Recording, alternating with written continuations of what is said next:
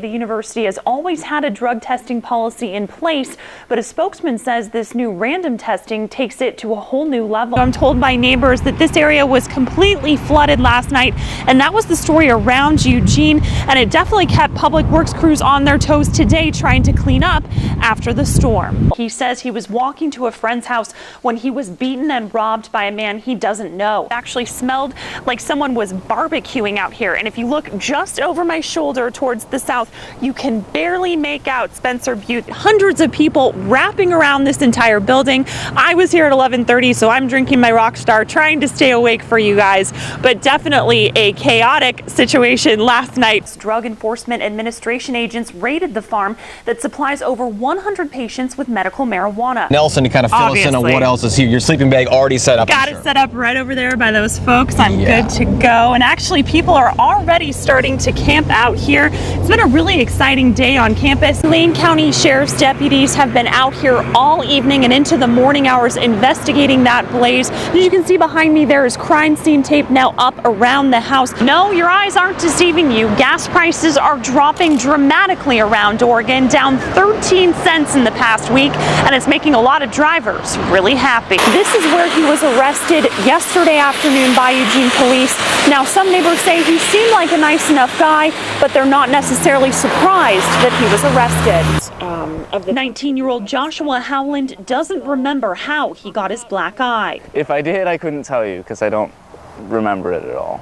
The last thing he remembers is walking his girlfriend home before heading to a friend's house last Monday, September 17th. The phone rang and I saw, caller ID, and he said, "Mom, I just woke up. I think I've been beaten." Albany police say 22-year-old Chancellor Wise allegedly jumped out of the bushes, robbed Howland, and then beat him, leaving him bleeding on the sidewalk. Howland says he doesn't even remember calling his mother after the attack happened, but she rushed here to find him. He had blood all dried across his face, and he had no idea what was going on. Howland suffered a broken cheekbone and fractures around his right eye. His mother, Debbie Brackenier, says he spent the next 24 hours in the hospital. The doctor at the Albany hospital had come out and said that if he'd have been unconscious any longer, it could have been fatal. And those were the hardest words to hear. 2 days later, Wise was arrested after police received an anonymous tip. No, it doesn't really make sense why he, attacked me, someone he doesn't know. Right now, I'm thankful he doesn't remember the attack, but that could come at any time.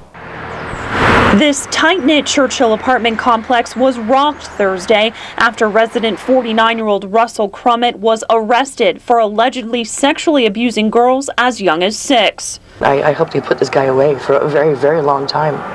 Wendy Rainbow says she knew Crummett well, her son often playing with his when they first moved to the neighborhood. I had a feeling it was going to happen.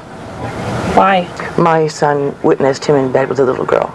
Crummett was arrested by Eugene police after they say an investigation revealed he allegedly sexually abused 3 girls between the ages of 6 and 12 over a period of several months. All the children knew him.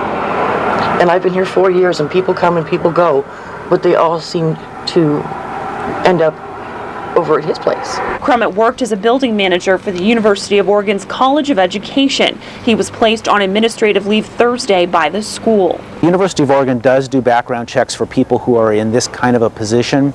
However, when this gentleman got hired, we had not operationalized those background checks, so there was not a check done on him. At Churchill Village, Rainbow says Crummett always came across as a nice man. You think, well, that's a dedicated single father.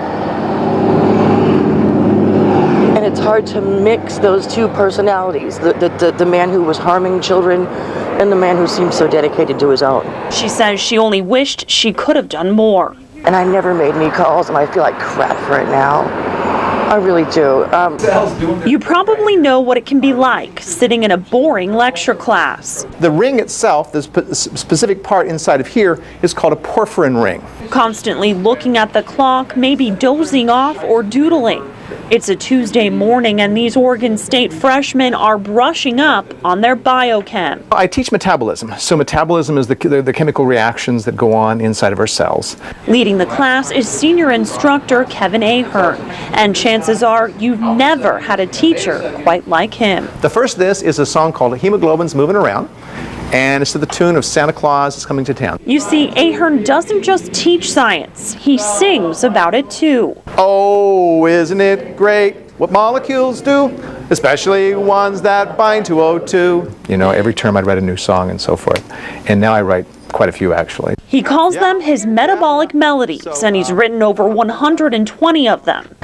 So I got me a note card and bought me a strider, got the enzymes down and the names he requires. Hope I can muster up a little more desire. Thank God there's a video. And I think what the songs do is that they give the students something to relax about. That it seems that biochemistry isn't such a serious, big, hairy subject. And students can't get enough. I mean, it's kind of nice. It brings a little humor to the class. It helps ingrain things in your head because you can sing along and you're like, oh, okay, that makes sense. Do you consider yourself an unconventional instructor? I think so. I think most people would say that, yeah. Hang on.